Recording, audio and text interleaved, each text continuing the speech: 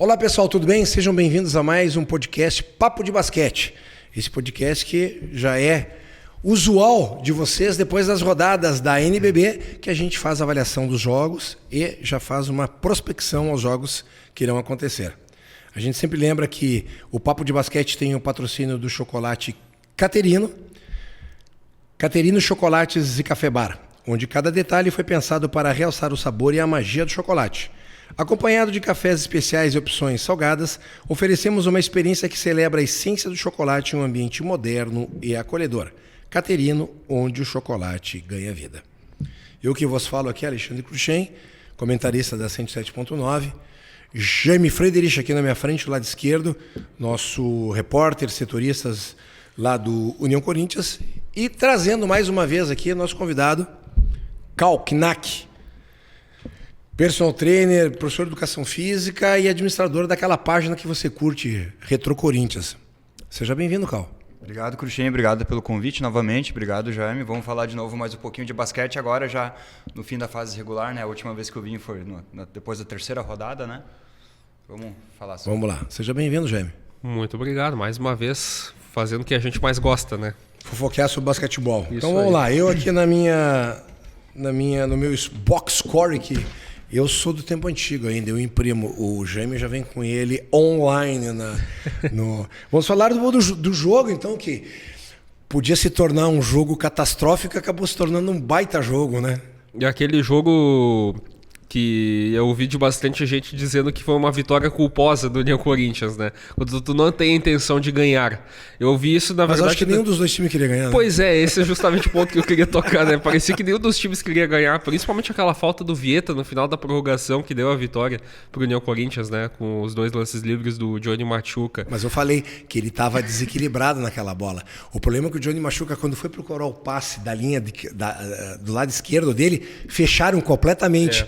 E ele, para não... Estava desequilibrado, quando ele voltou, o Vieta veio na direção dele e eu Como acho um trem desgovernado, né? não freou. Porque se ele freia e para ali, o Machuca ia acabar com a bola na mão e estourar o tempo. É. Graças a Deus ele não fez isso, fez a falta. Pois é, mas a história do jogo, assim, foi um primeiro tempo bem competitivo, com o União Corinthians levando muita vantagem no primeiro período, principalmente, né? O Johnny dando show na quadra, dando caneta no adversário, o time tendo um bom aproveitamento nos arremessos, mas depois aí no segundo período teve um equilíbrio maior das ações, e aí depois no terceiro e quarto período o São José tomando mais controle da situação da partida, com o União Corinthians tendo que correr atrás.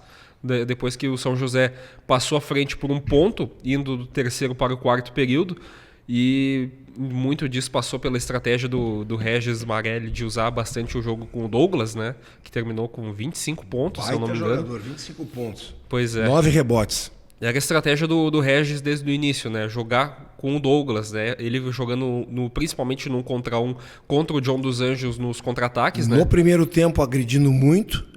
E no final do quarto período, agredindo muito a tabela. Exatamente, agredindo bastante, assim, ele que levou bastante vantagem, principalmente porque ele é mais forte que o John, né? E levou a vantagem muitas vezes, ou pontuando, ou sofrendo falta, às vezes até os dois. Por mais que todo mundo sabe, né? A gente que acompanha basquete, que o basquete é um esporte coletivo. Mas acho que resumindo esse jogo foi a vitória do Johnny, né? Se a gente for ver uma pontuação dele ou algum lance assim, mais, né, não teve tanto, exceto aquela caneta ali, né, já que tu comentou, né, mas foi aqueles pontos sempre muito pontuais, naquele momento certo, aqueles lances livres certos. Teve uma bola perdida, a bola estava estourando, acho que o Lanares errou uma bola, sobrou pro Johnny ele ali. Ele pegou rapidamente. Isso, largou, e o jogo ali estava entrando pro fim também. Então, daqui a pouco, se não cai aquela bola, não sei o que vai acontecer. Eu também achei. Aquela bola foi, para mim, a bola do jogo. Né? Então, se a gente for ver de novo, se a gente for ver a pontuação do Johnny, não foi nada espetacular, mas é aquela pontuação no momento certo, né? Uma opinião minha, né? Não sei se vocês vão concordar. Hoje em dia eu acho que o cara do time é o Johnny. Acho que não é nem mais o Dwayne. Por várias razões, daqui a pouco situações que a gente nem possa nem saber porquê, mas enfim.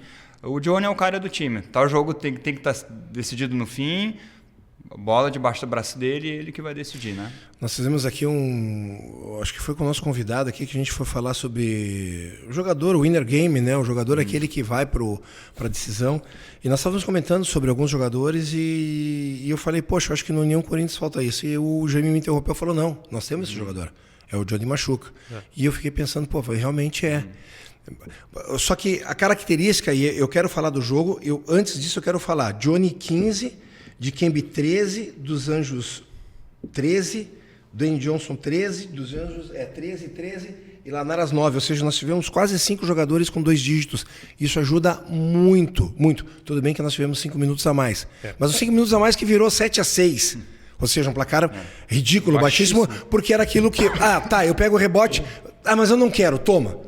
Aí o São José, eu pego a bola, mas eu também não quero, toma. E parece que ficou assim o tempo todo.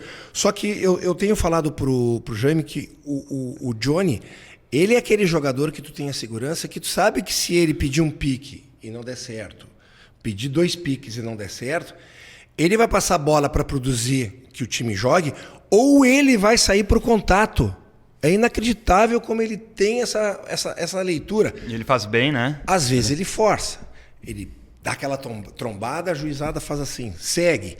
Ele não perde o controle da bola, mas 85, 90% das bolas que ele faz, ele vai para o contato. E foi o que o Douglas fez com a gente. O Douglas sangrou a nossa defesa na questão do contato. Né? E a gente só estava vendo isso na questão do Johnny Machuca. Baita primeiro tempo de ambas as equipes, né? Um terceiro tempo mais ou menos falho, mas aí entra o comentário que eu fiz no jogo, fiz pós-jogo e vou me dar o direito de fazer hoje. Nós tivemos a figura do Dikembe, que ele fez 13 pontos no jogo, né? E pegou 11 rebotes, ou seja, um duplo-duplo, que é um jogador que vem ajudando a gente e muito, não só em duplo-duplo, mas a hora que não tá legal e tudo mais, joga lá embaixo. E aí o cara vai patrolando, muitas vezes ele cava falta, ele tá com bom aproveitamento de lance livre, não é excelente, mas é bom.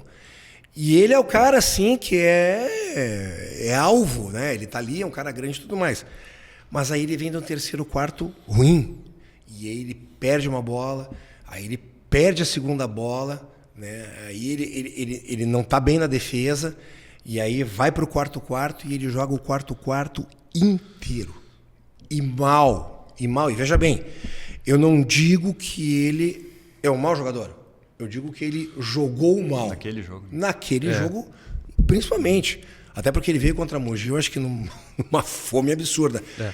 E aí ele ficou 10 minutos jogando mal, errando bolas. Tava meio já pé da cara com a torcida, que aquela torcida fica ali, é passional, daqui a pouco já começa... Tu já vê um burburinho, né, Cruxem? Eu que fico ali, né, na arquibancada lá de lá. Errando, não sei o que lá, torcida passional.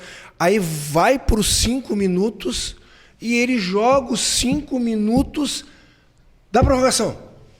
Então ali eu achei que, a falta de leitura da comissão técnica em 2 lances que eles tiveram. Nesse ponto fundamental do Dikembe, mas vai botar quem, Cruxem? O Barber não tá bem. Coloca o Russo, coloca o Veríssimo, vai marcar o dos Anjos, o Carbonari, vai marcar o Russo, o Carbonari, vai tentar alguma coisa diferente. O cara tava propiciando assim, eu jogo com um cara alto no meu time, adoro jogar com um cara alto. Cara, não tem como tu não ver um cara de 2,15 no teu time. No entanto que o Machuca deu 2 assists para ele, um mais lindo do que o outro, e ele conseguiu jogar a bola de um lado para o outro.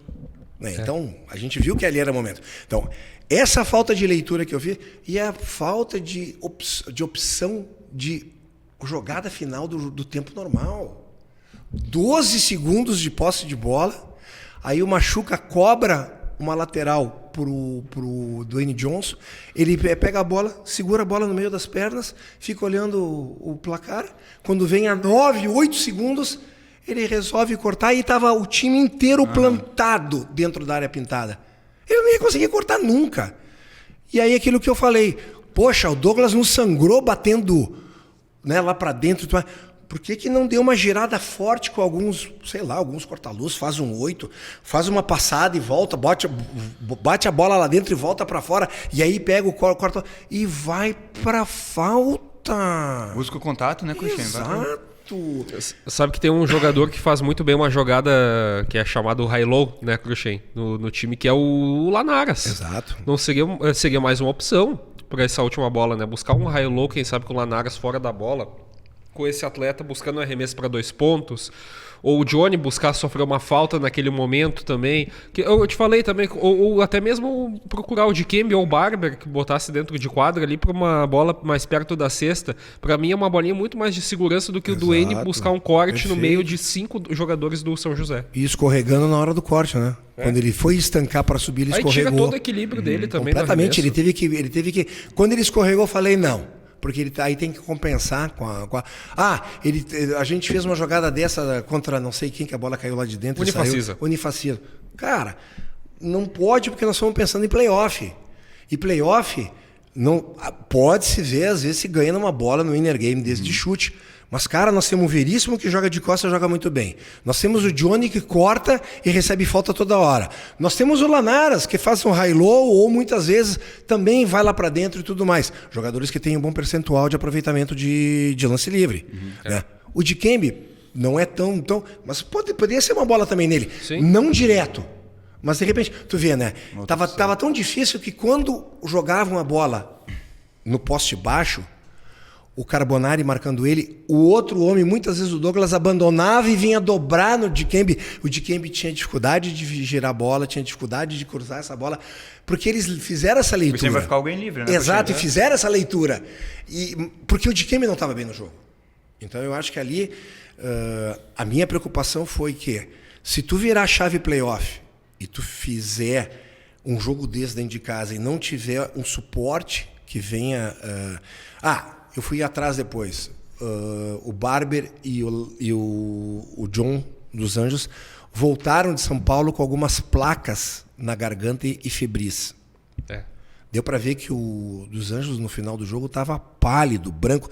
No entanto que aquele erro crasso de ficar 8 segundos com a bola para ultrapassar, isso não existe. Nem em Mirim não existe isso. A gente fez porque a bola... Estava na mão do Lanaras, acho que não foi na mão do Johnny, deram pro John, e o John ficou picando, e aí o técnico tirou ele saiu pálido, branco, e aí ele foi para um canto sentar e tudo mais, aí ele ficou acho que 1-2 minutos e voltou.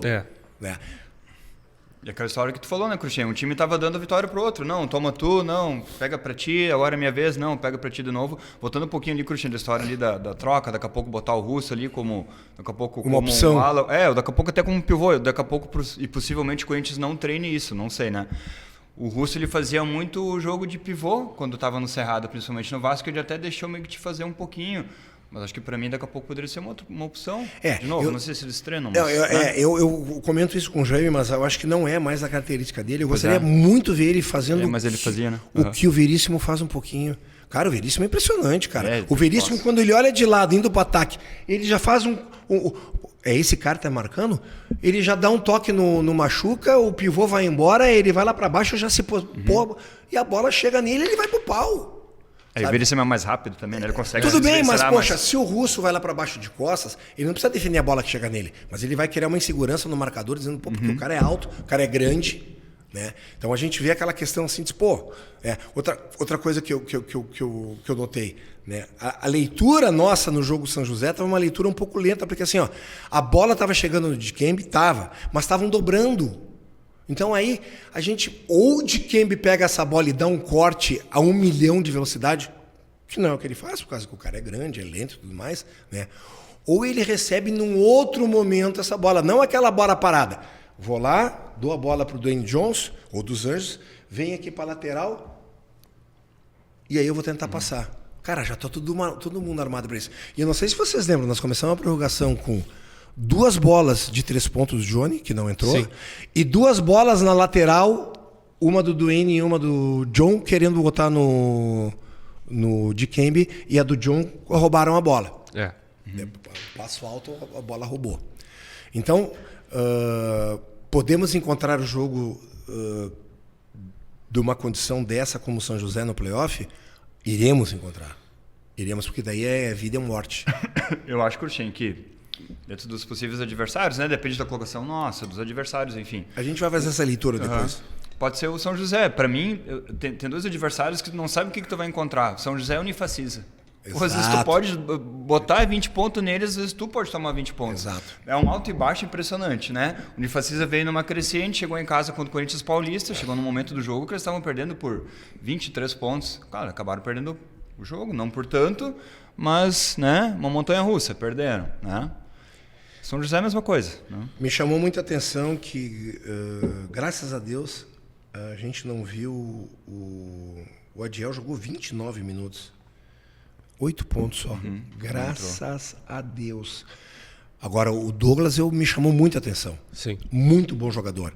Ele começou, acho que os 8 primeiros pontos foram dele, né? Sim. Ele começou bem, um cara... Ele é muito atlético, né, Cruxem? Ele tem um atleticismo, assim, muito... E ele é esguio, né? Ele tem as canetas finas, os braços finos, né? Mas um cara que tem é impressionante o poder de corte dele. Ele é até chamado de Aaron Gordon brasileiro, né? Ele tem o mesmo estilo cabelinho. É verdade. Ele agride a cesta, ele vai lá pra baixo. E ele sangrou a gente no final do jogo. E ainda... Ele fez uma falta de cesta na prorrogação que ele machucou. E aí ele saiu, né? Fez uma bola de 3 pontos também na zona morta. Também, mas ele fez uma falta de cesta que ele caiu no chão. E machucou, daí E sentiu. daí saiu. E saiu. E eu falei, cara, olha a sorte que a gente teve. Que é um azar pro outro. Mas eu achei o que mais foi importante foi assim, ó. Ganhamos. A gente fez algumas leituras nós ali, que temos a corneta na mão, né? Infelizmente para Rodrigo Viana, o Carbonari não fez um bom jogo.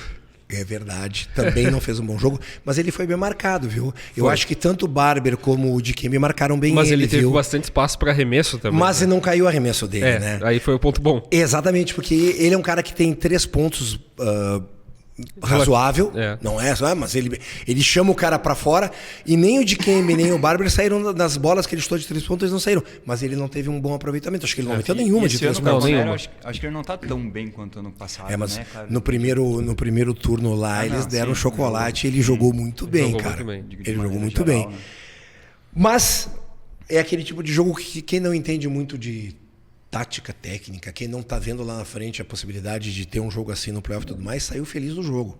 Ganhamos jogos, cara, ganhar com 2 bolas de lance livre na mão e ainda o time adversário tendo direito a uma lateral faltando 2 segundos. Podia ter perdido aqueles 2 lances livres, ele podia praticamente fechar o jogo, podia, né? Podia. Foi. Né? De 13 de diferença. Exatamente, podia ter fechado o jogo.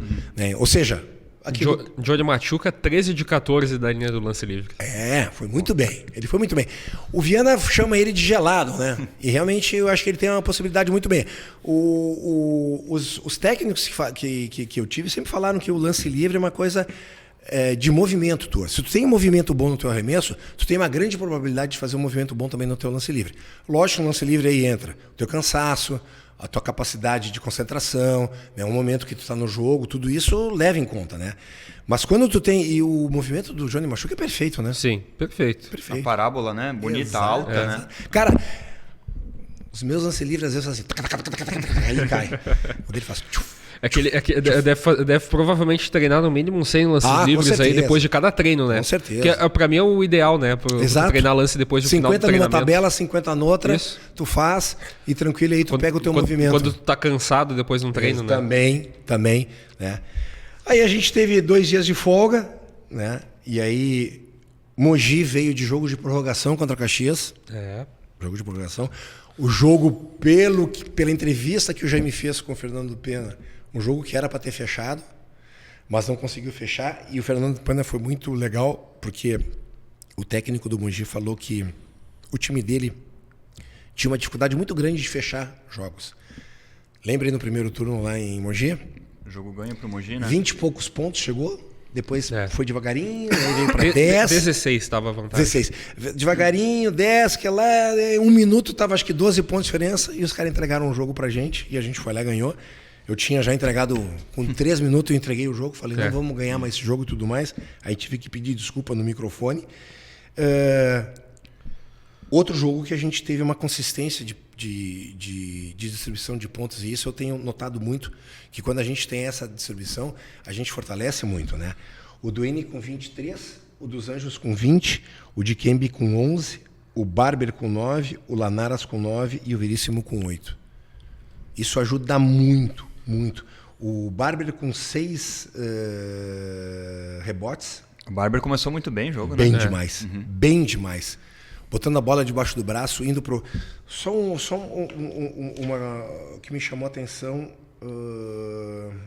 o Dwayne Johnson contra o São José, 15 rebotes, 11 de defesa, 4 de ataque. E o Barber veio bem, o Veríssimo pegou 7 rebotes nesse jogo contra o Mogi. Eu achei que o jogo contra o Mogi foi a mesma coisa, o primeiro tempo foi a mesma coisa contra o São José. Ambas as equipes jogaram bem, ambas as equipes buscaram os espaços que o adversário estava produzindo, né? A gente teve uma corrida ali de uns 5, 6 a 0, que durante o período nos abriu, a gente chegou a 7, 8 pontos de diferença. Depois ele ficou em 11, depois ele baixou, né? Equilibrou um pouquinho. Mas a gente teve assim um primeiro tempo bem jogado. Principalmente o primeiro período foi a mesma história do jogo contra o São José. Exato. Principalmente o primeiro período, só que aí a partir do segundo, né, que foi quando no jogo contra o São José conseguiu abrir vantagem, conseguiu buscar o placar e o União Corinthians não teve muita força para conseguir segurar o bom momento do São José. No jogo contra o Mogi foi ao contrário, né? Conseguiu segurar, conseguiu fazer seu jogo ainda, então por isso que o Mogi a gente chegou ao ponto que mesmo que encostou no placar, não conseguia virar ou mesmo tentar abrir vantagem também. Eu achei que nesses momentos porque o São José veio, empatou e passou a gente, né? Sim. Não tirou muito, mas passou. E a gente achou que o São José não fosse chegar. Eu falava, cara, a gente tem que ficar 3 posses de bola. Eu falava no jogo contra o São José. 3 posses de bola para mim são 9 pontos. Né? Eu conto de 3 pontos, não conto de 2. Porque o basquete hoje é muito dinâmico. E os caras vieram. E aí, contra o Mogi, eu falei, cara, a gente tem que manter essa diferença, mas teve uma coisa diferente contra o São José. Desculpe, São José foi um jogo nervoso para ambas as equipes, porque nós estávamos disputando a mesma posição. Sim. Ambas as equipes estavam desesperadamente buscando essa vitória, mais o São José por estar jogando fora de casa, a gente por ter vindo de jogos que a gente estava com derrota, que foi um triunvirato lá em São Paulo, que não foi legal, principalmente o último jogo contra Bauru. A gente não jogou bem. Já Mogi foi diferente. E eu achei que nesse momento que Mogi deu uma apertadinha, acho que no terceiro quarto, e aí que eu entro, que a comissão técnica foi bem, o Rodrigo pediu um tempo no momento legal, fez uma ou 2 substituições nesse momento legal, e o time não perdeu o foco. E o time defendeu. Quando ele pediu tempo, Cruxem, os torcedores estavam perto, eles elogiaram o Rodrigo. Pediu no momento certo, não deixou a coisa dar uma degringolada, né? A gente tem que fazer um composto, né? O jogo é feito por uma noite que os 3 árbitros têm que fazer uma noite mediana. Não pode ter 2 horríveis e um mais ou menos, se bem que nesse último aí, quem levou a metade do jogo foi a Andréia. Ela puxava pra ela, né? Puxou demais pra ela. O cara não marcava lá embaixo. Horrível. Quase horrível. Exatamente, Torcida, inclusive, gritou o nome da Andréia. Não adianta tu ter, num quinteto, 3 jogadores que vão bem e 2 que vão horrível, ou um que não tá legal, né? E do lado de fora, não adianta tu ter um técnico, uma comissão técnica que naquela noite não tá legal. Então é um composto disso, tu tem que ter o equilíbrio. Todo mundo, né? Sabe? Cruxem, como é que tu acha que o União Corinthians está jogando no limite? Tá. O União Corinthians está no limite. Quando o União Corinthians entra na quadra e o técnico consegue botar na cabeça dos atletas, e os atletas devem pensar assim, cara, eu tenho que jogar no máximo que eu posso, eu não posso errar, ou eu tenho que minimizar o meu erro, chutar da zoninha que eu sei que eu tenho um melhor aproveitamento. A gente está no limite e a gente faz o jogo bom. Quando a gente quer sair de peito aberto, jogar mano a mano, como a gente fez em Bauru, né? Aí a gente não tem condições. E aí que eu acho que foi a defesa contra o Mogi é que sustentou o nosso ataque. Nós fizemos boas defesas. A gurizada do Mogi não teve um jogo interno muito forte. Os pivôs eram muito... diria até ingênuos, né? Os 2 pivôzão deles, muito ingênuos, muita hora, não sabia. Porque a gente só observa bastante qualidade no perímetro do Mogi, já no garrafão já não tem tanto, né? Exato. E aí eu acho que a gente levou vantagem porque, sabe, não teve aquele de Kembe, tadinho do cara, ele não joga muito bem, eu vou marcar. Não Não vai fazer nada. É. E anulou o cara. E aí chegava... Cara, teve umas 2, 3 bolas que chegavam nos pivôs do Mogi. Eles olhavam assim pro lado que iam girar. Cara, tava o Dikembe. Sim. Cara, é muito grande, Se cara. a gente lembra bem, lá em São Paulo, o Moreira acabou com o jogo com a gente, né? Quando o Mogi tava no bom momento da partida, né? Não fez nada aqui em Santa Cruz. Fez nada. Não fez nada. Passou pela marcação do Dikembe e do Barber. E esse jogo contra o Mogi é aquele típico jogo assim, ó. Tu tá jogando em casa contra o time que é 16º, acho, da tabela, o Mogi, né? Isso. Se tu ganha de 25 pontos, tu fez tua obrigação. Perfeito. Se tu ganha de 10... tu questiona. Se tu perde, meu Deus, cai a casa. Então, é aquele jogo que parece que tu não tem nenhuma vantagem. Ganhou, fez obrigação, né? Ganhou de pouco. Até porque o Mogi estava brigando para tentar uma vitória para manter o 16º. Ele não ia garantir a classificação ele não ia subir e tudo mais, não ia para mais um degrau. E querendo ou não, é uma pressão, né, Cruxem? Para jogador, para comissão. Exato. É contra o Mogi. Mas eu acho que quando o atleta entra sabendo que tem essa pressão... E tu não tem a bola, a gente usa o termo quando a bola não queima na tua mão. Quando a bola queima na tua mão, pai, a gente lá de fora, cara, principalmente eu. E eu converso com os meus colegas que já jogaram e tudo mais, e eu falo, pô, tu fulano de tal... Ah, Cruxem, a bola tava queimando na mão. Cara, é notório. O passe do cara sai com uma força muito maior do que tem que ser. O arremesso sai curto. Muitas vezes ele tá perdido na quadra, não sabe o que tá fazendo, sabe? Bolas que ele pode definir, ele prefere o passe do que definir. Então, esse cara está muito inseguro dentro da quadra. Faz daí da comissão técnica também ter essa leitura. É normal? Lógico que é normal. Lógico que é normal. Acho que o jogador, sabe, o jogador que é frio, ele define o jogo no último lance livre. Que tem casca e tudo mais. O nosso time ainda está faltando. Eu acho o Dwayne Johnson um baita jogador, sabe? Mas eu concordo com o Jaime. Ele não é o nosso jogador para definir bola de winner game. Não é. Sabe, o cara para definir bola de winning game nosso é o Machuca.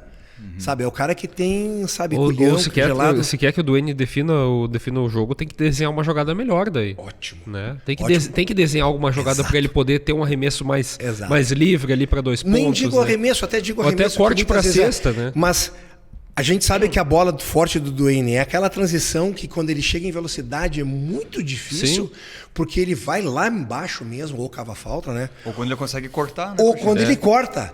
Mas aí tu pega a bola, põe a bola debaixo do aqui assim, fica olhando para o negócio. Tchê, o Carbonari estava marcando o Dikembe lá embaixo. O Carbonari abandonou o Dikembe e veio no meio. Ele deu uma olhada, assim, inclusive, para a cesta. Para ver, eu estou debaixo da cesta, tô. É aqui que eu vou ficar. E fez assim. A área fica toda congestionada. Aí só pode ter um chute. Mas não é essa a questão. Mais uma vez eu volto a falar. Eu acho que a gente poderia ter ganho sem ter ido para a prorrogação, porque a prorrogação nós ganhamos de presente, porque eu acho que a comissão técnica forçou muito com o Dikembe numa noite que ele estava infeliz. Mas eu acho que nessa sequência de playoff, e agora, segundo a entrevista que tu fez com o Rodrigo da Silva, virou? Ele já vai fazer esses 2 jogos de São Paulo pensando no modo playoff? Nós temos 1, 2, 1 e 1. Então, é 1 fora, 2 em casa, 1 fora e o último em casa. Perde. Playoff, de repente, não sei o que lá. Aí vem para casa, ganha. Aí vai no terceiro jogo, faz um jogo nervoso, placar de 1 ponto na 4ª prorrogação, perde. Dá uma zebra. Aí vai pro 4º jogo, enforcado. Né? Então, o que é o ideal disso? O ideal disso é, se possivelmente tu perder o primeiro jogo, legal, tu ter mando de quadra e o mando de quadra tu fazer. Mas o mando de quadra, quando tu fazer, tu não pode dar esse mole que foi dado contra o São José. E que nem tu comentou, né, Cruxem? Tu comentou também, Jaime. O Vasco ele tá numa subida, tem vários times numa subida, a gente parece dar uma estagnada. Né? Claro, teve momentos que a gente teve uma subida muito grande, parece que agora meio que ficou. Não sei se dá pra dizer que deu uma caída. Eu acho que a gente tá jogando no nosso limite. Né? Volto a te falar. O primeiro tempo de São José e União Corinthians foi muito bom. O único jogou bem. São José jogou bem. Cara, jogando dentro das proporções. Fazendo leitura. Ambas as equipes estavam explorando o ponto fraco. Cara, isso é muito legal. Porque se tu chega lá, pega uma bola de 3 pontos e chuta, a bola cai, pô, legal, o cara caiu. Aí chega na segunda, que teve aquele desgraçado do Bright lá em Bauru, que falava, olha, onde é que esse cara tá chutando? E aí falaram, o Bright é bom? Não, o Bright não é bom, o Bright é fenomenal. Muito bom. Porque além do chute que ele tem descomunal, ele rasga a defesa de uma maneira impressionante, né? E quando não é falta, ele faz. Mas, sabe, não, as equipes estavam, sabe, ali tem um buraquinho. Aí os caras trabalhavam, pumba, botava a bola ali. Aí o União Corinthians lá trabalhava, a bola é uma rasgada, aí o cara rasgava. Foi muito bom, né? Mas... E o São José não é nem pra estar onde tá, né, Cruxem? Pega o elenco dele, ali é muito bom, né? Bom, né? bom. Como eu também apostava minhas cartas no Unifacisa, que tem o time melhor no local que ele tá, né? Então a gente tem essa questão de que eu acho que foi legal, principalmente porque assim, ó, nós estávamos lá em cima e o Jaime, logo que terminou o jogo, e o Jaime estava entrevistando os jogadores, o Jaime fica na área de entrevistas lá, e a gente lá em cima vê o movimento, né? Teve um torcedor que pediu para o Rodrigo da Silva se aproximar da torcida organizada. E aí ele chegou e o cara fez assim, não, vem aqui, tudo mais. Aí quando ele chegou perto, todos da torcida organizada abraçaram ele. Então, essa maneira carinhosa de tu demonstrar, 2 jogos atrás queriam matar ele. Ruim, do que lá, burro, do que lá. E depois é a torcida. É passional. Não adianta. Porque o Santa Cruz entende de basquete. Lógico que entende. Mas é passional. Mas aquela coisa, né, Cruxem? Quando tu faz uma crítica, claro, com respeito, não vai pro lado do pessoal, né? É uma coisa e... Não quer dizer que tu não gosta da pessoa, Exato. Não quer dizer que tu, né? Tu nem conhece, nem conversou com a pessoa. É aquela coisa que a gente falou, né, Cruxem? É passional, mas não quer dizer que a pessoa não goste. E assim, né? Mas a gente sempre fala, Cal, que lá em cima eu principalmente falo que, cara, eu discordo com o que ele fez, mas quem manda lá dentro é ele. Ele é o coach. Ele que sabe, ele que entende. Exatamente. É o que a gente costuma falar, que lá dentro do vestiário, né? Exato. Ele que é a ordem principal. Exatamente. Eu acho que ele é um baita aglutinador, porque foi a ideia que todos os atletas que estiveram aqui no nosso outro podcast chamado Crônicas do Garrafão passou, que respeitam muito ele, que ele é um cara que aglutina muito, que ele respeita os atletas, sabe? Então, cara, indiscutível isso. Isso é um ponto extremamente positivo, né? Mas eu acho que não pode ter falhas no momento de playoff como ele teve no jogo contra o São José. E eu falo leia-se comissão técnica, porque se tu faz uma ação ali diferente da que não foi feita, tirar o Dikembe ou fazer uma escolha diferente na última bola do jogo normal, tu consegue ganhar e tu consegue sair com a cabeça erguida. Até porque tu manter ali, qualquer jogador que não esteja tão bem, né, Cruxem? No caso ali foi o Dikembe, o dia não estava legal dele. É ruim pro próprio jogador, né, Cruxem? Tu vai meio que queimando ele, queimando ele, acaba sendo não bom pra ninguém, não é bom pro time, não é bom pra ele. Eu vou falar uma coisa pra ti, tu pode ter certeza que se tu chegasse no ouvido do Dikembe, ele disse, pô, Dikembe, eu vou te fazer uma perguntinha, tu quer sair agora um pouquinho? O Dikembe diz, eu não quero sair de jeito nenhum, porque nem o jogador quer sair. Sim. Só que sim, eu também achei que o técnico expôs o jogador ali. A famosa até queimar o jogador, né?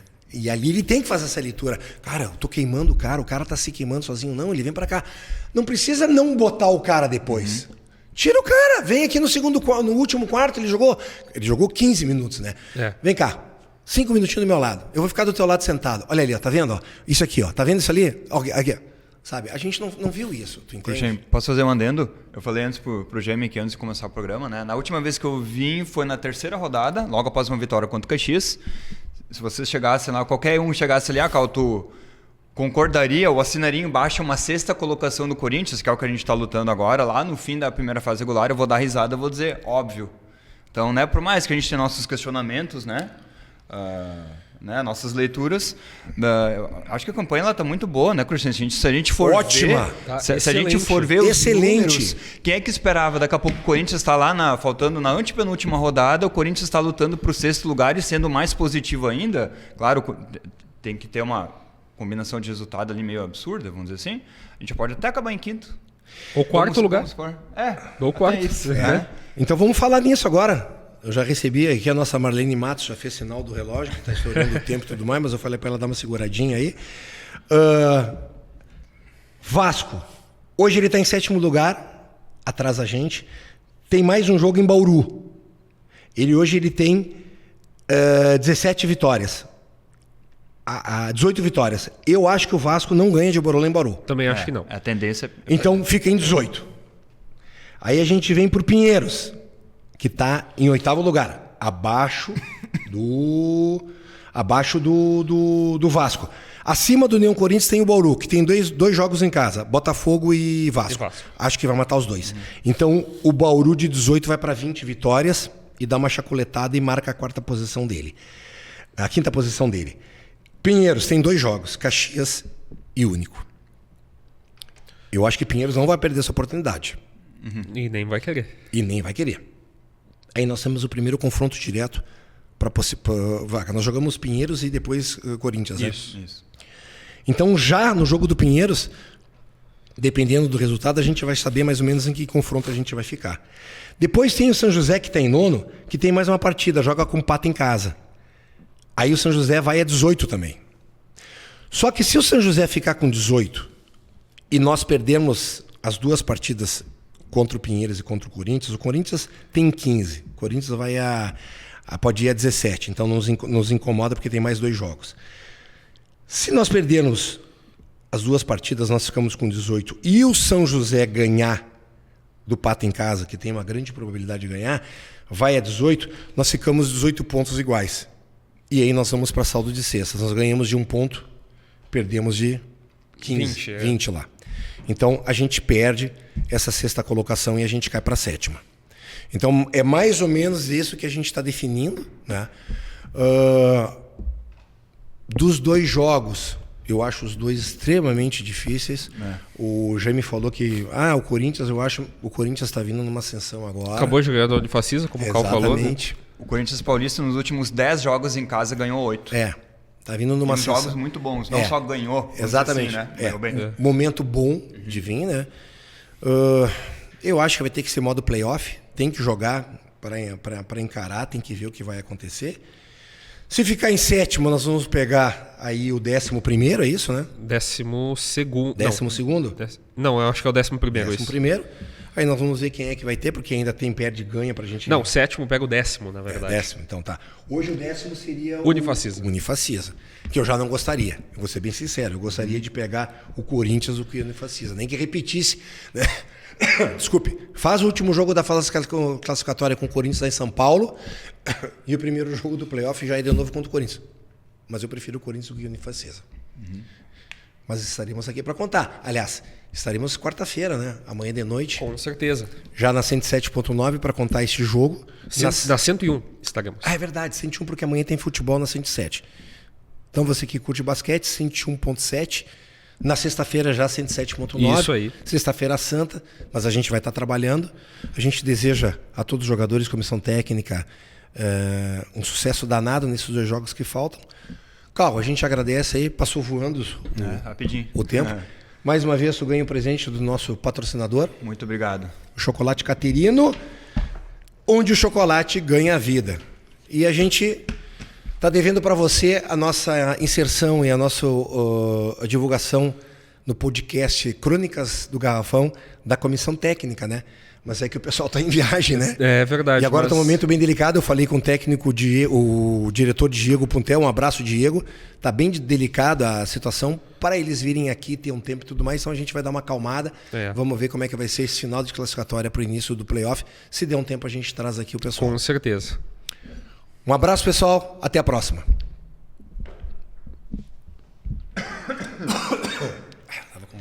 O pessoal segura a tosse até o final. Tá todo mundo pesteado, Tá louco.